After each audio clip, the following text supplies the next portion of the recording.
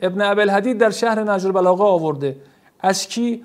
از عباس و از ابوبکر بن ابی قحافه آورده که چی؟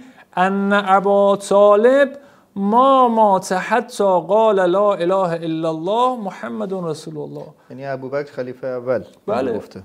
ابوبکر خلیفه آیون چی گفته؟ این اقرار اوست که آقا ابو طالب مؤمن از دنیا رفته، ایمان داشته.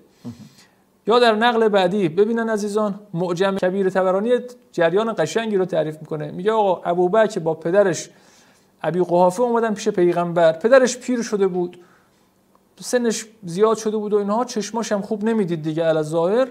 بعد رسول خدا گفتن آقا چرا باباتو آوردی؟ آقا من می اومدم مثلا باباتو ببینم اینها. بعد یه جمله داره میگه قال اردت ان یؤجر، بابام آوردم به زیارت شما که بابام اجر ببره. بعد ابوبکر جمله میگه والله لأنا كنت به اسلام ابی طالب اشد فرحا منی به اسلام ابی. میگه یا رسول الله، من از اینی که ابو طالب عموی شما مسلمان است خوشحال ترم از اینم که بابام مسلمان شد.